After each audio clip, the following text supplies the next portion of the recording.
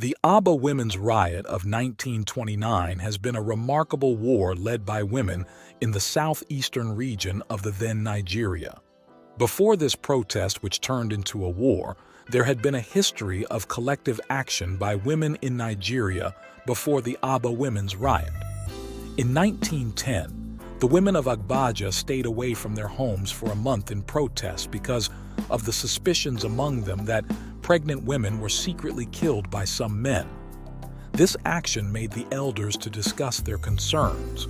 Also, in 1924, 3,000 Calabar women protested against a market toll that was imposed by the colonial authorities. The emergence of the Aba Women's War was something that was already cooking before it surfaced. Initially, women were allowed to participate in governing the local regions and also held major roles in the market as well. Men and women carry out their domestic roles and duties together, recognizing that they are important roles they have to play. The colonial authorities saw this as awkward. They said it was a manifestation of chaos and disorder, so they created political institutions headed and controlled by men, thereby ignoring the women gender and shutting them out of politics. The colonial authorities believed that this new strategy would establish moral order throughout the colony. On the other hand, the women were not happy about these changes as it led to increase in school fees of their children, corruption by native chiefs, and forced labor. The ultimate event that brought about this war was the introduction of direct taxation. Measures were taken to enforce the Native Revenue Amendment Ordinance as prior to the introduction of the direct taxation, due to take effect in April 1928. In 1929, in a place called Oloko in Nigeria, a man named Cook announced that he wanted to revise something called the nominal roll. He shared this news with a few important leaders in the Oloko Native Court, and by October 14, 1929, the counting began. The women of Oloko were suspicious. They thought this counting was a trick to start taxing them directly, just like the men had been taxed the previous year. The women were already working very hard to support their families and help the men pay their taxes.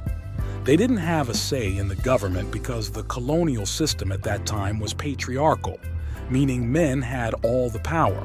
So, the women decided to use their collective strength to show their displeasure. On December 2, 1929, more than 10,000 women gathered in Oloko to protest against the counting of people and livestock by the acting district officer. This protest didn't stop in Oloko. It quickly spread to other parts of the eastern region, starting what is known as the Women's War of 1929. From November to December, women from places like Owerri and Calabar joined the protest. They looted factories and destroyed buildings and properties related to the native courts. The spark for this widespread protest came from a disagreement between a woman named Nwanyeruwa and a man named Mark Imariwa. Nwanyeruwa, a woman of Ngwa ancestry living in Oloko, had a heated argument with Imariwa. He came to her house to count her goats, sheep, and people, which she understood to mean that they wanted to tax her. This made Nwanyeruwa very angry. She questioned Imariwa, asking if his widowed mother had been counted, implying that women shouldn't be taxed. After the argument, Nwanyeruwa went to the town square to tell other women about what happened. The women were already meeting to discuss the issue of taxing women.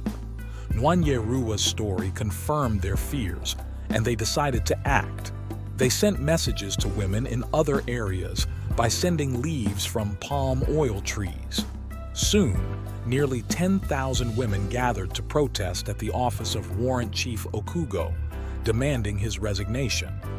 Leading this protest were three remarkable women known as the Oloko Trio: Ikonia, Nwanedia, and Nugo. These women were known for their intelligence, passion, and ability to persuade others. They often calmed the crowd and prevented violence. However, things took a tragic turn when two women were killed while blocking roads in protest. The situation became tense, and the police and army were called in to restore order. Despite their efforts, the protests continued to spread. Madame Nwanyeruwa played a significant role in keeping the protests non-violent. She was older than many of the protest leaders and advised the women to protest through song and dance, a method known as sitting on the warrant chiefs. Under Nwanyeruwa's guidance, the women used peaceful methods to make their voices heard. They sang and danced around the homes and offices of the warrant chiefs, following them everywhere and demanding that they resign. This tactic, known as sitting on the warrants, was very effective. The protests spread like wildfire. Women from Owerri to Calabar joined in, attacking native court buildings, looting factories, and even releasing prisoners from jails. The colonial authorities were taken by surprise. They had never seen such large-scale protests by women in any part of Africa. By the end of December 1929, colonial troops managed to restore order, but at a heavy cost. About 55 women were killed, and many more were injured. The troops destroyed 10 native courts and damaged several others. Despite the suppression, the women's actions led to significant changes. The Women's War had a lasting impact. Women began to take on leadership roles, replacing some of the warrant chiefs and serving on native courts.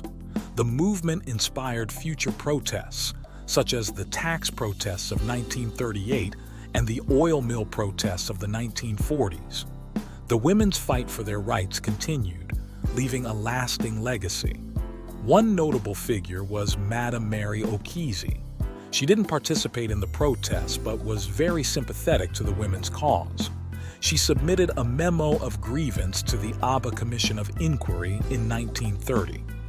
Mary Okizi went on to found the Nwa Women's Association and spent her life advocating for women's rights in Nigeria.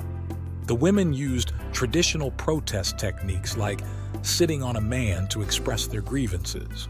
This method involved surrounding a man's home, singing and dancing to shame him until he changed his ways. These techniques were powerful and effective, showing the strength and unity of the women. Women's War had a profound impact on the society. Women's positions improved significantly, with many taking on roles previously held by men. The protests inspired future generations, and women continued to fight for their rights in various movements throughout the 1930s, 40s, and 50s. The Women's War marked a historical turning point in British colonial administration in Nigeria. The new administration, led by Governor Donald Cameron, took into account some of the women's recommendations, leading to changes in the structure of the native administration. The legacy of the Women's War continues to this day. It highlighted the power of collective action and the importance of women's roles in society.